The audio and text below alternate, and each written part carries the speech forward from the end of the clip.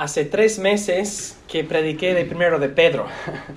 Entonces hoy vamos a regresar a Primero de Pedro después de un viaje a Perú, otro a Colombia, otro a Inglaterra. Y ahora después de este descanso estamos regresando.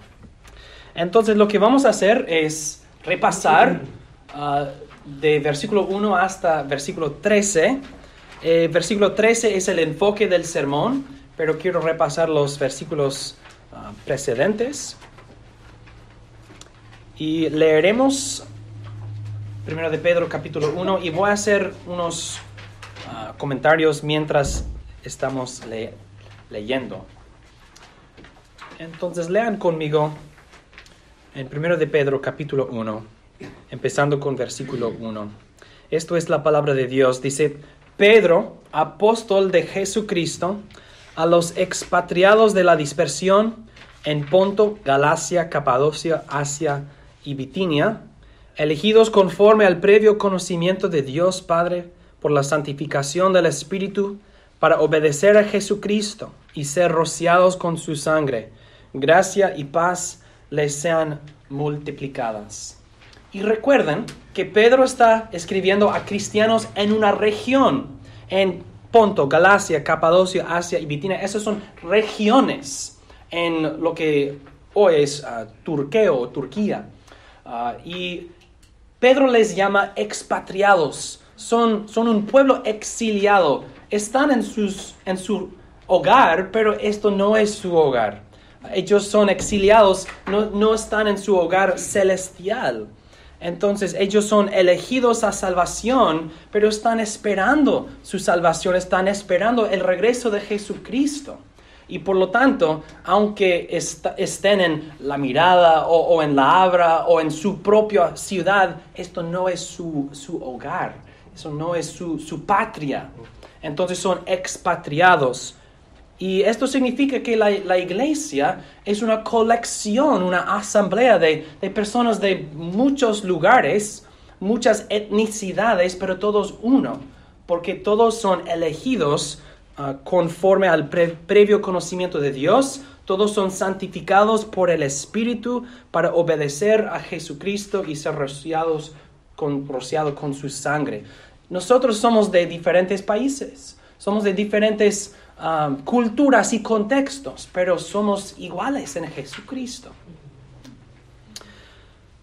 Seguimos, versículo 3. Bendito sea el Dios y Padre de nuestro Señor Jesucristo, quien según su grande misericordia nos ha hecho nacer de nuevo para una esperanza viva por medio de la resurrección de Jesucristo de entre los muertos, para una herencia incorruptible, incontaminable e inmarchitable, reservada en los cielos para ustedes, que son guardados por el poder de Dios mediante la fe, para la salvación preparada para ser revelada en el tiempo final. Otra vez, cristianos, ellos y nosotros estamos esperando nuestra salvación, es decir, nuestra entrada en la gloria que Jesús ha preparado para nosotros, o sea, por nuestra muerte, o sea, por la segunda venida de Jesucristo. Y Él nos ha preparado una herencia incorruptible, incontaminable e inmarchitable. Una gloria perfecta que está adelante de nosotros, garantizada para nosotros. Versículo 6. En esto, esta herencia, en esto se alegran, a pesar de que por ahora, si es necesario, estén afligidos momentáneamente por diversas pruebas, para que la prueba de su fe, más preciosa que el oro que perece, aunque sea probado con fuego, sea hallada digna de alabanza, gloria y honra en la revelación de Jesucristo. En este periodo, hasta entonces, vamos a sufrir, vamos a pasar por aflicciones, pero esas aflicciones nos santifican, prueban nuestra fe, purifican nuestra fe. Entonces, aún lo difícil que Dios permite en nuestras vidas, Él santifica estas pruebas para purificarnos y santificarnos. Versículo 8. A Él, a Jesucristo, lo aman sin haberlo visto. En Él creen. Y aunque no lo vean ahora, Creyendo en Él se alegran con gozo inefable y glorioso, obteniendo así el fin de su fe, la salvación de su vida. Acerca de esta salvación han inquirido e investigado diligentemente los profetas, que profetizaron de la gracia que fue destinada para ustedes. Ellos escudriñaban para ver qué persona y qué tiempo indicaba el Espíritu de Cristo que estaba en ellos, quien predijo las aflicciones que habían de venir a Cristo y las glorias después de ellas. A ellos les fue revelado que no para sí mismos, sino para ustedes, administraban las cosas que ahora les han sido anunciadas por los que les han predicado el Evangelio por el Espíritu Santo, enviado del cielo, cosas que hasta los ángeles anhelan contemplar. La salvación que esos cristianos han recibido en su tiempo es la misma salvación que fue profetizada y prometida en el Antiguo Testamento. Hemos dicho que el mensaje profético y el mensaje apostólico son unidos. Es el mismo mensaje y el mismo Espíritu Santo quien habló por los profetas es el mismo Espíritu Santo quien habla por los apóstoles. Por eso el mensaje es unido. Entonces, los cristianos en nuestro periodo, en nuestra época, estamos viviendo en un tiempo de revelación y claridad. No estamos esperando qué persona, qué tiempo será el Cristo. Ya lo sabemos. Conocemos a Jesucristo. Y vivimos en un tiempo de revelación y cumplimiento. Ahora, versículo 13. Eso es el enfoque del sermón.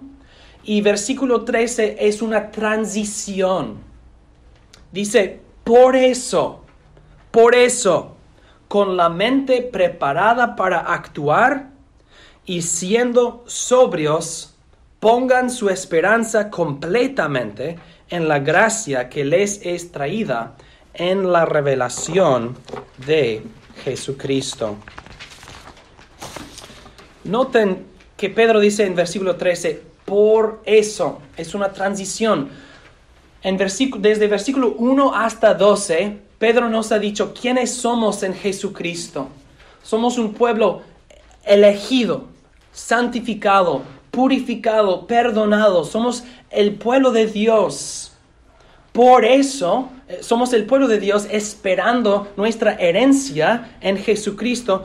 Por eso, con todo esto como fundamento, entonces el resto de la epístola se enfoca más en lo práctico, cómo vivir como cristianos. Si nosotros somos un pueblo elegido pero expatriado, si nosotros somos el pueblo de Dios, los cristianos esperando nuestra salvación final, ¿cómo debemos vivir? ¿Cómo vive un cristiano? ¿Cómo vive un hijo de Dios? ¿Cómo vive un discípulo de Jesucristo? Y Pedro, por el resto de la epístola, va a mezclar lo práctico con la doctrina. ¿Cómo debemos vivir? Basado en quiénes somos en Jesucristo. ¿Quiénes somos en Jesucristo y cómo debemos vivir? Dice Pedro, por eso, así vivan. Entonces, versículo 13 es una transición. Y en este versículo vemos tres mandamientos y estos mandamientos forman la estructura del bosquejo del sermón. En primer lugar, entonces, hermanos, prepara tu mente para actuar. Prepara tu mente para actuar. Dice Pedro, por eso, con la mente preparada para actuar. Hermanos, como cristianos, nosotros tenemos que prepararnos para actuar. Si tienes una traducción más antigua, quizás dice, ceñid los lomos de vuestro entendimiento. Y ceñir los lomos significa preparar tu ropa para correr o para trabajar. Si yo me he visto así con un traje, se llama traje, sí, con un traje, hay ciertas cosas que no puedo hacer tan fácilmente con esto. No estoy preparado para, no sé, trabajar en el jardín o correr Sí, para correr. No estoy preparado. Entonces, si voy a ceñir mis lomos, voy a cambiar mi ropa y estar más preparado para ciertas cosas. Pues Pedro usa esta metáfora para decir, prepara tu mente, ceñid los lomos de vuestro entendimiento. Por lo tanto, el cristiano tiene que preparar su mente y tiene que preparar su mente para actuar. El cristiano debe ser un discípulo, una persona que está aprendiendo. ¿Cómo preparamos la mente? Por enseñanza, por estudio, por instrucción, por meditación, por oración. Prepara tu mente. Si dices, no soy buen estudiante, la escuela para mí fue difícil. Ok, lo acepto, pero esto no significa que podemos excluirnos de la importancia y la necesidad de ser estudiantes de la palabra de Dios. Prepara tu mente. Pero no me gusta leer o no me gusta escuchar a un sermón. Aunque sea difícil, prepara tu mente, dice Pedro. A todos los cristianos, prepara tu mente. Pero el cristianismo, siendo un discípulo de Jesucristo, no es solamente un ejercicio de la mente. No es una filosofía y nada más. Dice Pedro, prepara tu mente para actuar. Nosotros aprendemos cómo debemos vivir y luego ponemos en práctica lo que hemos aprendido. La instrucción cristiana debe prepararnos para vivir como cristianos. Prepara tu mente para actuar. Hay un énfasis en la mente. La vida cristiana empieza en la mente. Nosotros creemos en Jesucristo. Todo cristiano debe ser un discípulo, una persona que está aprendiendo. Entonces, si quieres preparar tu mente para actuar, ¿qué debes saber?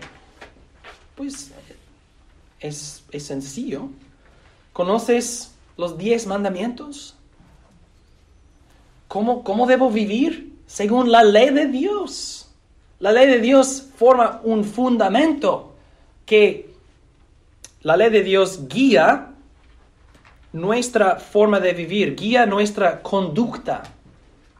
Yo debo amar a mi Dios y yo debo amar a mi prójimo. Eso es la ley de Dios en 2 mandamientos. Todos nosotros como cristianos debemos memorizar los 10 mandamientos de Dios, la ley de Dios. Prepara tu mente para actuar. La ley de Dios nos dice cómo actuar.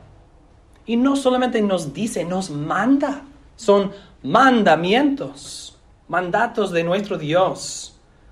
Si quieres preparar tu mente para actuar, y no es una opción, debes memorizar los 10 mandamientos. Pero es difícil. No lo es. Son 10. En tu trabajo, tú has memorizado muchas cosas. Las canciones, las películas, ustedes han memorizado miles y miles de cosas. Hay 10 mandamientos. No es difícil.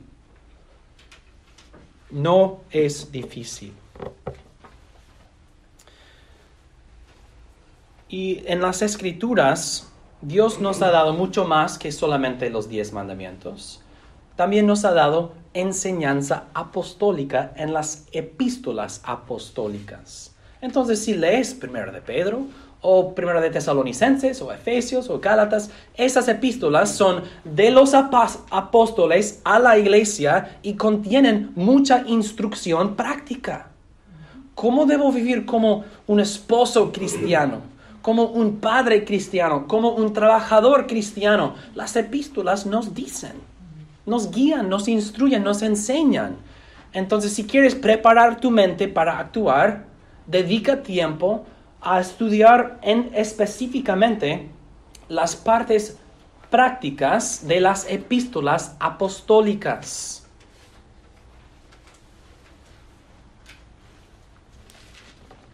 Por ejemplo, lo que vamos a estudiar en 1 de Pedro.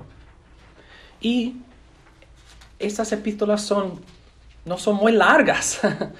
Si yo me dedico a leer repetidamente las partes prácticas de las epístolas, uno puede repetirlos muchas veces porque no son largas. No son largas. Y así, al memorizar los 10 mandamientos y leer vez tras vez la enseñanza práctica de las epístolas, ¿qué estamos haciendo?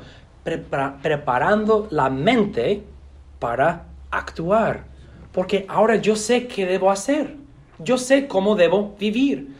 Pero si no estudio, si no preparo mi mente, voy a estar caminando en las tinieblas, pero no sé cómo vivir como cristiano. Dice Pedro, prepara tu mente. Y es una responsabilidad de parte del cristiano. Nosotros como pastores ofrecemos enseñanza, pero es la responsabilidad del cristiano recibir la enseñanza y ponerla en práctica. Entonces tú tienes que tener una disposición que dice, yo tengo que prepararme a mí, yo tengo que preparar mi mente para actuar. Es mi responsabilidad al fin. Y otras personas me pueden ayudar, otras personas me pueden motivar, otras personas pueden animarme. Pero yo tengo que preparar mi mente para actuar. Y el pastor no lo puede hacer. El pastor no puede controlar a la gente como marionetas. No, ustedes tienen que preparar sus mentes y ustedes tienen que actuar y poner en práctica su fe. Santiago dice que la fe sin obras está muerta. No es una fe viva, no es una fe verdadera. Y el cristiano debe preparar su mente para actuar, para que pueda poner en práctica su fe. Y demostrar y mostrar su fe por sus obras. Entonces, hermanos, si debemos preparar la mente para actuar, yo creo que podemos decir que en esta iglesia y en muchas otras, pero estamos pensando en la nuestra, los pastores ofrecen mucha enseñanza para preparar la mente. Y para los fieles que asistimos al ministerio hispano, la escuela dominical, 2 cultos en inglés, es mucho, es un diluvio de enseñanza, ¿verdad? La pregunta entonces es, nosotros les hemos dado mucho para usar, para formar y preparar su mente. ¿Están ustedes usando y sacando provecho de todo esto o malgastando su tiempo en la iglesia? Si yo les doy enseñanza para preparar tu mente, ¿qué haces? ¿La recibes y luego la echas? ¿O la recibes y dices, ok, voy a meditar en esto durante la semana? O quizás por el resto del día de reposo. Les animo a sacar provecho. Y recuerden que ustedes tienen que hacerlo. No lo puedo hacer yo. Solo les puedo dar la información, solo les puedo dar la enseñanza, pero ustedes tienen que preparar la mente para actuar. Entonces, tengan una perspectiva activa de yo debo preparar mi mente para actuar. Y no es una opción. Pedro dice que cada cristiano debe hacer esto.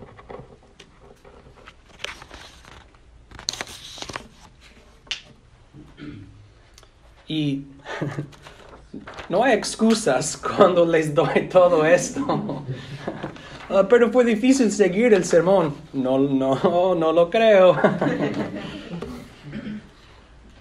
Pero en serio, debemos, si la iglesia nos ofrece tanto, no debemos malgastar todo lo que la iglesia nos da. A veces el predicador no lo hace muy bien. A veces la enseñanza es muy imperfecta. Pero todo esto no niega la responsabilidad del cristiano para preparar su mente para actuar. Amén. Amén. En segundo lugar, hermanos, y perdónenme si voy rápido, quiero mantenernos despiertos y también tengo que terminar a tiempo porque me toca a mí enseñar la escuela dominical. En segundo lugar, dice Pedro, dice Dios por medio del apóstol Pedro a nosotros, a cada cristiano, sé sobrio. sé sobrio. Dice Pedro, por eso con la mente preparada para actuar y siendo sobrios, etc. El cristiano debe ser sobrio. ¿Qué significa ser sobrio? Es importante porque Pedro va a repetir este mandato 2 veces más en la epístola. En una epístola no muy larga, 3 veces Pedro nos dice que debemos ser sobrios. ¿Qué significa? Pues obviamente la palabra literalmente significa una persona que no toma alcohol. Pero eso es una metáfora aquí para decir la persona sobria es una persona que respeta los límites que Dios nos ha dado en su ley. Una persona que también respeta o reconoce las consecuencias del pecado. Una persona sobrio es una persona serio, que no juega con el pecado y vive dentro de la ley de Dios. Obviamente hay una conexión entre la mente preparada para actuar y una persona sobrio o serio. Si el cristiano no es serio o sobrio, no está preparándose para actuar. Pero una persona serio y sobrio sí tomará en serio sus responsabilidades y dirá, yo voy a preparar mi mente para actuar. El cristianismo no es un juego. El cristianismo no es un club social. Estamos aquí para vivir para Jesucristo y no estamos jugando. Lo tomo en serio. El cristianismo no es un pasatiempo. No es algo que, por los fines de semana soy cristiano. No, somos cristianos todos los días, todo el día. Sé sobrio, dice el apóstol Pedro. Tenemos que tomar en serio la llamada de Dios a nosotros. Dios nos ha llamado. Nosotros tenemos el nombre de Dios sobre nosotros. Te bautizo en el nombre del Padre y del Hijo y del Espíritu Santo. El cristiano bautizado en el nombre de Dios ha sido marcado públicamente con el nombre de Dios. ¿Cómo debemos vivir? Sobrios. Debemos ser sobrios. Somos los hijos de Dios marcados por el nombre de Dios públicamente. Entonces el cristiano toma en serio su identidad y sus responsabilidades como cristiano. Yo en la secundaria, en high school, yo participaba en el atletismo. Y uno de los eventos en que participé fue una, ¿cómo se dice? Un race. Una carrera, gracias. Una carrera que, discúlpenme, a relay race, una carrera con... Relevo. ¿Relevo? Ok, un relevo. Y entonces yo tengo que correr mi parte y luego otra persona su parte hasta el fin. ¿Cómo responderían mis compañeros si yo no tomo en serio la carrera y mi parte de la carrera? Si me dan el batón y yo digo, me van a decir, Samuel, corre, no estamos jugando, es una competición. Y si corro en otra dirección, no me puedes captar. No, el coach, el entrenador dirá, Samuel, corre la carrera, porque no estoy tomando en serio mi responsabilidad. Y los otros están dependiendo de mi parte en la carrera, el relevo. En el cristianismo, todos nosotros tenemos que correr nuestra carrera y nuestra parte en la carrera, y tenemos que tomarlo seriamente, en serio, y ser sobrios. Todos nosotros estamos en el mismo equipo, la misma iglesia, el mismo cuerpo de Cristo. Y dice Pedro, prepara tu mente para acción y sean sobrios. Tomen en serio quién eres en Cristo y cómo debes vivir para Cristo. Y si no estamos prestando atención, si viene la primera persona en la carrera y no estoy mirando para recibir el batón, otra vez, si no me enfoco, si no tomo en serio, listo, esperando, todo el equipo va a perder en la competición. Entonces, hermanos, en el cristianismo, en la vida cristiana, tenemos que poner en práctica nuestra fe y tomar en serio nuestra identidad y nuestras responsabilidades. Y a veces otras personas nos van a burlarse de nosotros. ¿Por qué haces esto? ¿Por qué te levantas el domingo para un culto a las 8 de la mañana? Esto es ridículo. Es nuestro día para dormir. O la gente nos dirá, ¿no vienes a la reunión de la familia hoy para ir a la iglesia? Y tú dices que sí, porque yo tomo en serio. Yo soy sobrio. Jesús me ha llamado a vivir así. Y si hay un conflicto entre la llamada de Jesucristo y la invitación de mi familia, ¿quién voy a escoger? Jesucristo. Porque soy sobrio y tomo en serio mis compromisos y mis responsabilidades como cristiano. Y yo soy cristiano antes de ser parte de la familia. Y si nos dicen que somos ridículos, no importa. El mundo no entiende. Por eso somos expatriados. No pertenecemos a esta cultura o este país. Somos ciudadanos del cielo. Hermanos, sean sobrios. Por eso en nuestra iglesia tenemos una confesión de fe y una constitución para que todo esté claro. Esos son nuestras obligaciones. Esos son nuestros compromisos. Así todos nosotros vamos a vivir y vamos a mantenernos responsables los unos a los otros y los pastores a los miembros. Porque tomamos en serio la vida cristiana. No es un juego, no es un club social. Es la iglesia de Jesucristo. Finalmente, espera completamente. Espera completamente.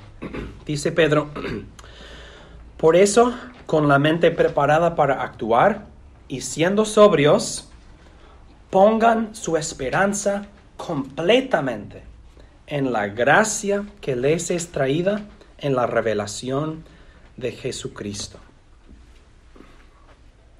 Los primeros 2 mandamientos son preparatorios. Preparamos la mente para actuar, somos sobrios, pero el enfoque del versículo es esto. Pongan su esperanza completamente en la gracia que les es traída en la revelación de Jesucristo. Y dice Pedro, espera completamente. Hay un mandato y un adverbio que nos dice cómo hacer el verbo. El mandato es esperad o esperen. Y luego, ¿cómo? Completamente. Esto significa exclusivamente y hasta el fin.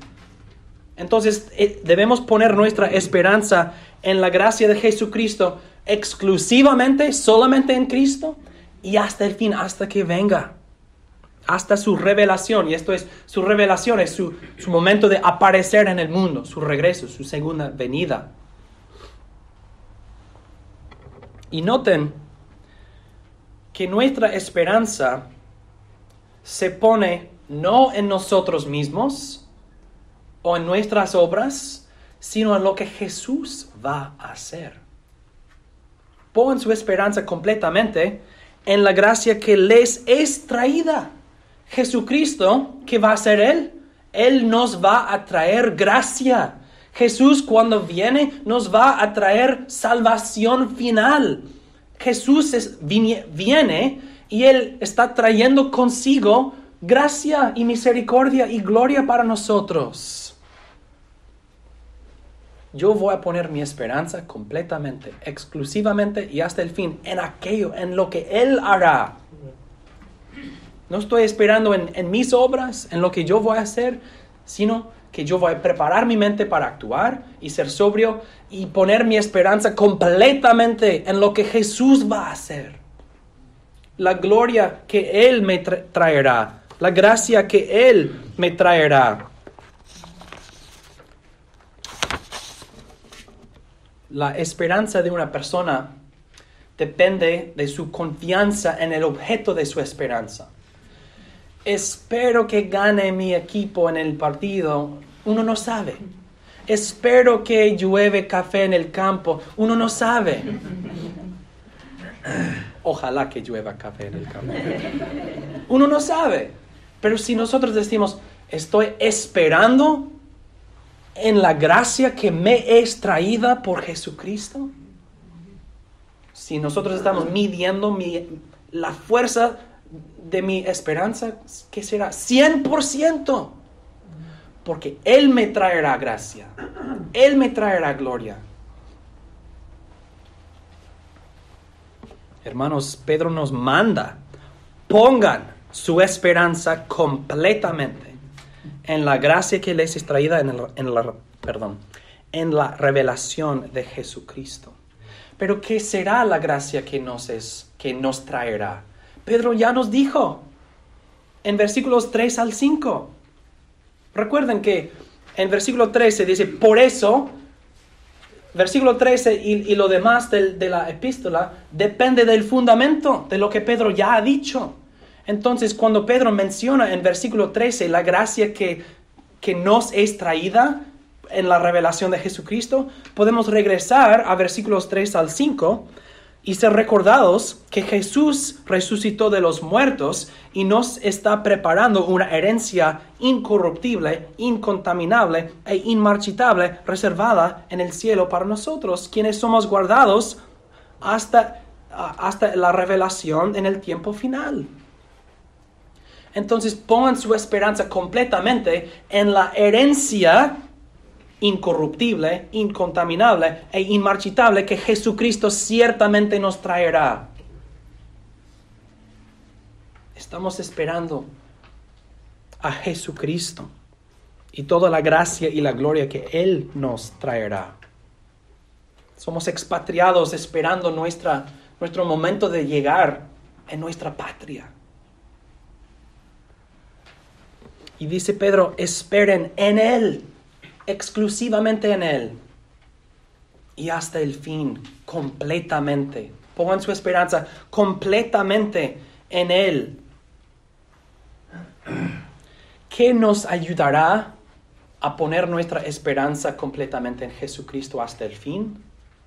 Hay varias cosas, pero uno de los más importantes es la cena del Señor.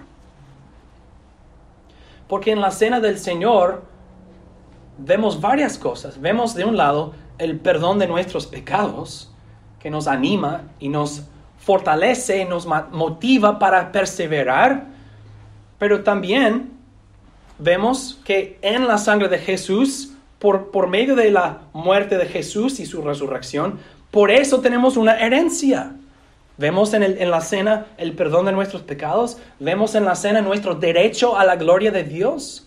Y también, cada vez que celebramos la cena del Señor, proclamamos al Señor Jesucristo, ¿qué? Hasta que venga, dice Pablo. Entonces, la cena del Señor siempre está esperando la llegada de Jesucristo, la revelación de Jesucristo. La cena del Señor entonces nos ayuda a preparar la mente para actuar y ser sobrios. No estamos jugando. Jesús murió. Este es mi cuerpo, esto es mi sangre. Esto no es un juego. Y la cena del Señor nos anima espiritualmente y nos, sobre todo, enfoca nuestra mirada en Jesucristo. Mi cuerpo, dice el Señor. Mi sangre, dice el Señor. Mi pacto, dice el Señor. Mis promesas, dice el Señor. Y así en la cena, todos todos nuestros sentidos están enfocados en Jesucristo hasta que venga.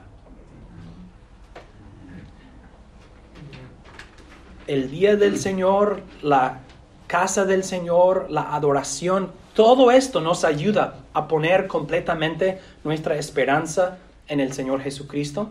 Pero la cena del Señor es como la parte más enfocada, la parte más directa en Jesús y nada más, y nadie más.